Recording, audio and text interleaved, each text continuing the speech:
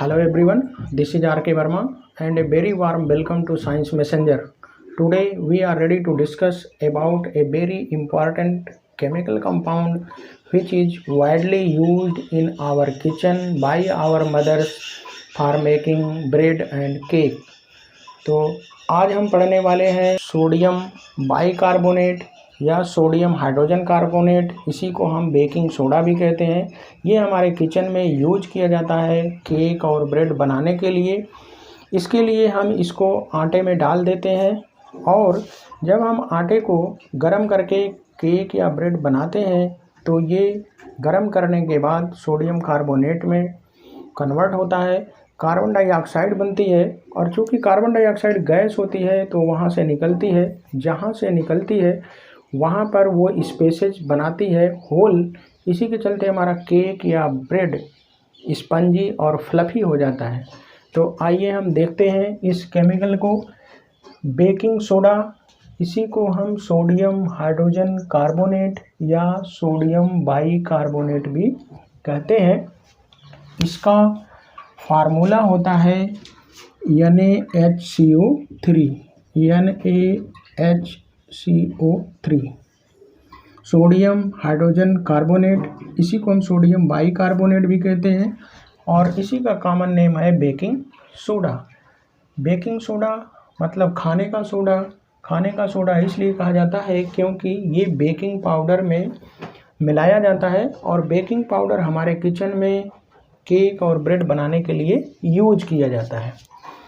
अब इसको हम बनाते कैसे हैं? लैब में अगर हमें बेकिंग सोडा बनाना होगा तो हम कैसे बनाएंगे? By passing excess of CO2 in the saturated solution of sodium carbonate being sparingly soluble in water it is precipitated. तो क्या करेंगे? अगर हमें लैब में बनाना होगा तो हम सोडियम कार्बोनेट लेंगे, इसका सैचुरेटेड सोल्यूशन मतलब उस सोल्यूशन में मैक्सिमम सोडियम कार्बोनेट होगा। इसमें कार्बन डाइऑक्साइड जब हम पास करेंगे तो हमारा बन जाता है बेकिंग सोडा यानी HCO3।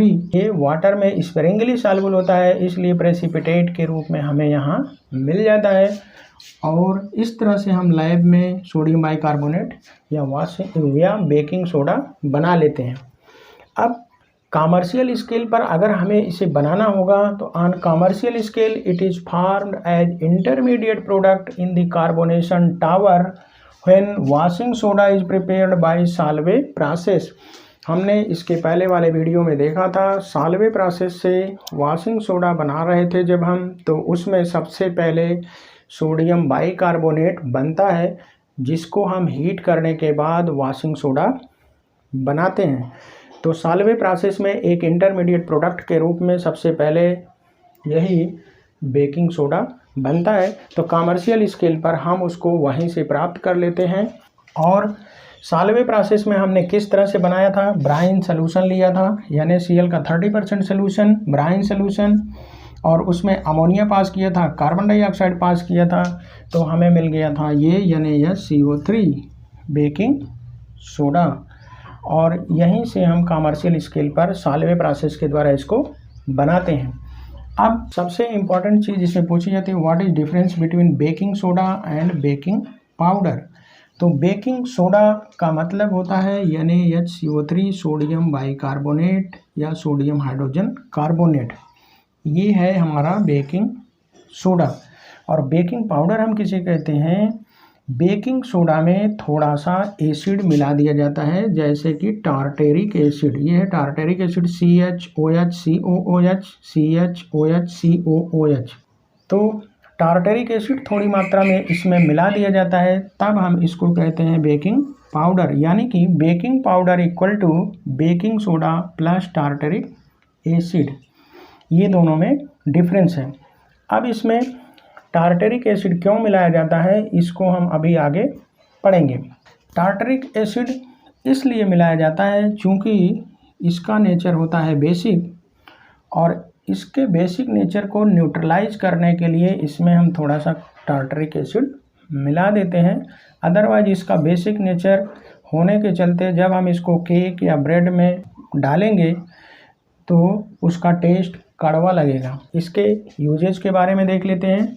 In summer milkmen add small amount of baking soda to milk and it acts as preservative। गर्मियों के दिनों में दूध बेचने वाले अपने दूध के अंदर थोड़ा सा बेकिंग सोडा मिला देते हैं। ऐसा मिलाने से क्या होता है, गर्मी के समय में टेम्परेचर ज़्यादा होता है तो दूध खराब होकर खट्टा हो जाता है। और खट्टा क्यों होता है, क्योंकि उसमें गर्मी से बन जाता है लैक्टिक एसिड, और उस लैक्टिक एसिड को न्यूट्रलाइज करने के लिए उसमें बेकिंग सोडा डाल देते हैं, तो वो लैक्टिक एसिड से रिएक्शन करके बना लेता है sodium salt of lactic acid. तो एसिड न्यूट्रलाइज हो जाता है तो दूध खट्टा होकर ख़राब नहीं होता। तो बेकिंग सोडा हमारा है NaHCO3 और लैक्टिक एसिड का फार्मूला होता है CH3CHOH। अब ये बेकिंग सोडा इससे रिएक्शन करके बना लेता है, ये है सोडियम लैक्टेट, और ये है साल्ट, वाटर और कार्बन डाइऑक्साइड। तो ये एसिड न्यूट्रलाइज हो जाता है तो दूध खराब होने से बच जाता है। In this way milk does not become sour, तो दूध काफ़ी देर तक खट्टा नहीं होता, मतलब ख़राब नहीं होता। दूसरा हम देखते हैं as antacid. Baking soda का यूज एंट एसिड के रूप में होता है। एंट एसिड का मतलब antagonistic to acid, just opposite of acid, मतलब एसिड को न्यूट्रलाइज करने वाला मटेरियल। तो देखिए नेचुरली जब हम भोजन करते हैं तो हमारे स्टमक में HCl बनता है। कभी कभी जब HCl ज़्यादा बन जाता है तो हमारे पेट में एसिडिटी हो जाती है और इनडाइजेशन हो जाता है। तो उसको न्यूट्रल करने के लिए एंट एसिड मेडिसिन आती हैं। एंट एसिड में पड़ा होता है बेकिंग सोडा, और ये हमारे पेट में स्टमक में बनने वाले HCl से रिएक्शन करके बनाता है साल्ट, वाटर और कार्बन डाइऑक्साइड। तो एसिड को न्यूट्रलाइज कर देता है तो हम एसिडिटी से फ्री हो जाते हैं। It is used as major constituent of antacids. जितने भी एंट एसिड्स बनाए जाते हैं उनमें बेकिंग सोडा एक कॉन्स्टिट्यूएंट के रूप में डाला जाता है एसिड को न्यूट्रलाइज करने के लिए। तीसरा यूज देखते हैं इन फायर एक्सटिंग्विशर। आग बुझाने वाले उपकरणों में used in soda acid fire extinguisher. ऐसे फायर एक्सटिंग्विशर जिनमें बेकिंग सोडा यूज किया जाता है उन्हें हम कहते हैं सोडा एसिड फायर एक्सटिंग्विशर। तो इसमें एक्चुअली होता क्या है, इस तरह का ये उपकरण होता है, नीचे एक नाब लगा होता है, इस नाब के नीचे ये एम्पुल है, इसको कहते हैं एम्पुल। इस एम्पुल में H2SO4 भरा होता है और इसके चारों तरफ देखिए ये सोडियम बाइकार्बोनेट भरा रहता है, और ये है इसका नोजल। अब जब हमें किसी आग को बुझाने की ज़रूरत होती है तो इस नाब को हम तेज़ी से दबाते हैं, दबाने से एम्पुल ब्रेक होता है और ये H2SO4 बाहर निकलता है, और बाहर निकलने पर ये सोडियम बाइकार्बोनेट से रिएक्शन करता है। ये सोडियम बाइकार्बोनेट है, H2SO4 बाहर निकला, इससे रिएक्शन किया, बनाया सोडियम सल्फेट, वाटर और कार्बन डाइऑक्साइड। तो इसके अंदर बहुत सारी ढेर सारी मात्रा में कार्बन डाइऑक्साइड बनने लगती है। जैसे कार्बन डाइऑक्साइड ज़्यादा बनेगी तो गैस का प्रेशर जनरेट होगा, उस प्रेशर से इसके अंदर जो सॉल्यूशन है ये वाटर, और ये जो सॉल्यूशन बना वो प्रेशर से नोजल के द्वारा बाहर निकलेगा, और ये वाटर वेपर के फॉर्म में यहाँ बाहर निकलेगा, और यहाँ पे जलती हुई आग पर हम इसको छोड़ेंगे तो आग ये बुझ जाएगी।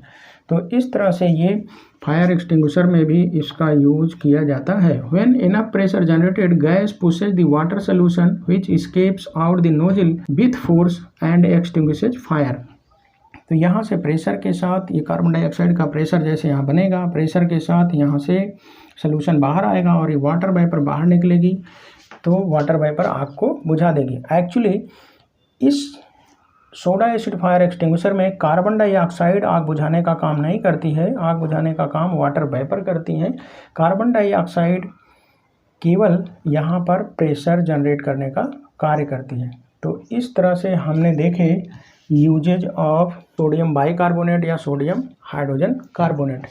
एक क्वेश्चन पूछा जाता है कि mother uses baking soda in kitchen, then what will be the taste of cake और ब्रेड।